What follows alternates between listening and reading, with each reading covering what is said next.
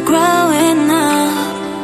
Oh baby, you forgot about me, but I won't forget you. You said that you love me. Assalamualaikum warahmatullahi wabarakatuh. Perkenalkan, nama saya Siti Fauzia. Saya dari program studi pendidikan ekonomi semester 6 dengan NIM 1822019878. Di video kali ini saya akan memberikan video praktek ngajar saya dengan tugas PPL 1. Berikut adalah tugas video saya. Terima kasih.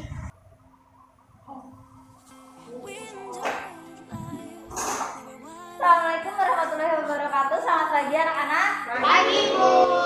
Gimana kabar kalian hari ini? Baik, alhamdulillah. Alhamdulillah, kalau kayak gitu. Kabar Ibu? Alhamdulillah Ibu hari ini sangat baik. Alhamdulillah. Oke anak-anak, hari ini pelajaran kita tentang perpajakan. Nah, sebelum kita masuk ke pelajaran pada hari ini, mari kita berdoa. Menurut agama dan kepercayaan masing-masing, Ibu silakan berdoa dimulai. Berdoa selesai. Nah, sebelumnya Ibu mau absen dulu kalian satu persatu. Siti Barokah, ada Bu. Isra Sari, Ada Ibu. Juliani, Ada Bu. Riki, Ada Bu. Hanifah, Ada Bu. Kiki Karmila. Hadir Bu.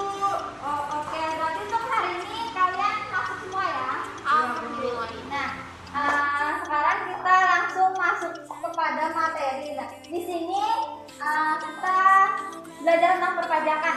Ada definisi pajak. Nah, pajak adalah pungutan wajib dari rakyat untuk negara. Jadi setiap rakyat itu dia sudah memiliki nomor pokok wajib pajak. Setiap sen uang pajak yang dibayarkan rakyat akan masuk dalam pos pendapatan negara dari sektor pajak. Jadi untuk uang pajak ini nanti akan dikumpulkan sendiri dalam sektor pajak. Penggunaannya untuk membiayai belanja pemerintah pusat maupun daerah demi kesejahteraan masyarakat. Kemudian di sini juga Ibu akan menjelaskan tentang ciri-ciri pajak. Yang pertama ada pajak merupakan kontribusi wajib warga negara, yang artinya setiap orang memiliki kewajiban untuk membayar pajak. Jadi setiap orang yang sudah memiliki penghasilan, dia wajib membayarkan pajak seperti dalam pajak perdagangan ataupun ada usaha lain yang masyarakat bangun.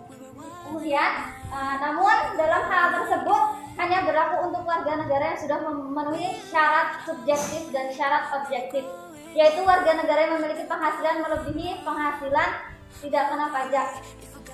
Kemudian pada poin kedua di sini juga menjelaskan tentang pajak yang bersifat memaksa untuk setiap warga negara. Jika seseorang sudah memenuhi syarat subjektif dan objektif, maka wajib untuk membayar pajak. Dalam undang-undang disebut sudah dijelaskan tentang pajak. Jika seseorang dengan sengaja tidak membayar pajak, maka yang seharusnya dibayarkan akan diancam dengan sanksi administrasi maupun hukuman secara pidana. Jadi, setiap orang yang sudah memiliki nomor pokok wajib pajak, jika dia tidak membayarkan pajaknya, dia akan mendapatkan sanksi dari negara berupa denda ataupun bisa mendapatkan hukum pidana. Kemudian yang poin ketiga di sini ada warga negara tidak mendapatkan imbalan langsung. Ini maksudnya pajak berbeda dengan restribusi. Contoh restribusi ini ketika mendapatkan manfaat parkir, maka harus membayar sejumlah uang, yaitu restribusi parkir. Namun pajak tidak seperti itu. Pajak merupakan salah satu sarana pemerataan pendapatan warga negara. Jadi setiap orang itu sudah ada perhitungan pajaknya masing-masing. Jika contohnya misalkan dalam sebulan dia mendapatkan penghasilan 1 juta, itu dia mendapatkan potongan beberapa persen untuk membayarkan pajaknya kepada negara. Kemudian pada poin keempat di sini ada yang berdasarkan undang-undang. Artinya pajak diatur dalam undang-undang negara. Ada beberapa undang-undang yang mengatur tentang mekanisme perhitungan, pembayaran dan pelaporan pajak. Kemudian di sini juga Ibu akan menjelaskan tentang fungsi pajak. Pada poin ke-1 ada yang bisa membacakan, Ibu minta tolong. Siapa? Oke, silakan Kiki Karmila. Satu, fungsi anggaran atau fungsi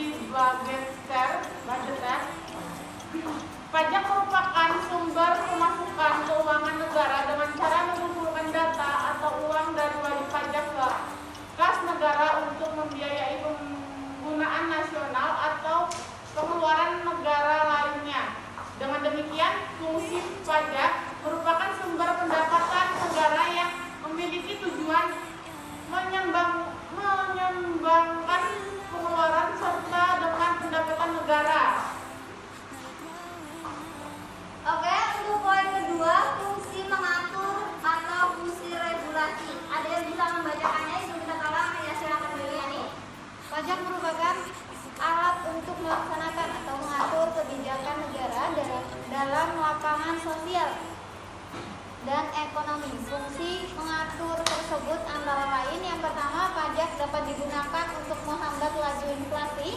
Pajak dapat digunakan sebagai alat untuk mendorong kegiatan ekspor seperti pajak ekspor barang. Pajak dapat memberikan proteksi atau perlindungan terhadap barang produksi dari dalam negeri, contohnya pajak pertambahan nilai atau PPN. Pajak dapat mengatur dan menarik investasi modal yang membantu perekonomian agar semakin produktif. Oke, di pada poin pertama adalah pajak dapat digunakan untuk menghambat laju inflasi. Jadi uang pajak itu dapat kita gunakan untuk membayar atau menghambat laju inflasi di negara kita.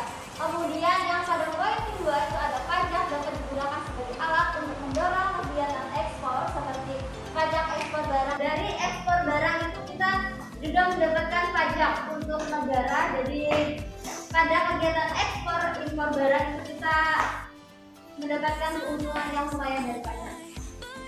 Kemudian pada poin ketiga itu ada pajak dapat memberikan proteksi atau perlindungan terhadap barang produksi dari dalam negeri, contohnya pajak pertambahan nilai.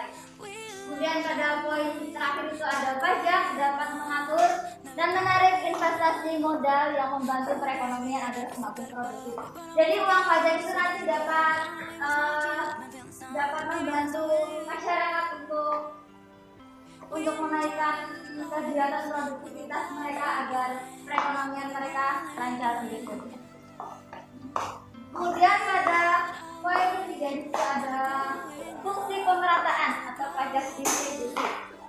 Ada yang bisa menyebutkannya? Tolong bacakan. Ibu.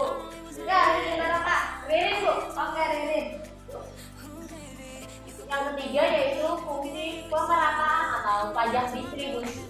Pajak dapat digunakan untuk menyesuaikan dan menyeimbangkan antara pembagian pendapatan dengan kebahagiaan dan kesejahteraan masyarakat, Ibu. Terima kasih. Poin keempat, silakan Siti Barokah. Fungsi stabilisasi. Pajak dapat digunakan untuk menstabilkan kondisi dan keadaan perekonomian, seperti untuk mengatasi inflasi pemerintah, menetapkan pajak yang tinggi, sehingga jumlah uang yang beredar dapat dikurangi. Sedangkan untuk mengatasi kelesuan ekonomi atau deflasi, pemerintah menurunkan pajak. Itu tadi materi yang dapat disampaikan pada hari ini. Ada yang ingin ditanyakan? Ada Ibu. Ya, saya mau nanya Bu, kan pajak nih Bu, kita bayar pajak, habis itu dari kita bayar pajak tuh digunakan untuk apa Ibu? Nah, tadi kan sini ada nih. Pajak bisa kita gunakan untuk menghambat laju inflasi. Kemudian pajak juga dapat kita gunakan sebagai alat untuk mendorong kegiatan ekspor, seperti ekspor barang ke luar negeri begitu. Kemudian pajak juga dapat digunakan untuk proteksi atau perlindungan terhadap barang produksi dari dalam negeri, contohnya pajak pertambahan nilai. Kemudian ada juga pajak yang digunakan untuk mengatur dan menarik investasi modal yang membantu perekonomian agar semakin produktif. Maksudnya pajak ini dapat kita gunakan untuk membantu masyarakat loh. Uang pajak itu dapat kita gunakan untuk membantu masyarakat agar produktivitas di daerah mereka bagus. Ada lagi yang ingin ditanyakan anak-anak? Ada Bu. Oke, mungkin nanti Ibu akan memberikan tugas, akan Ibu kirim dalam grup kelas kita. Itu tadi materi yang dapat Ibu sampaikan. Ibu mohon maaf apabila ada kurangnya.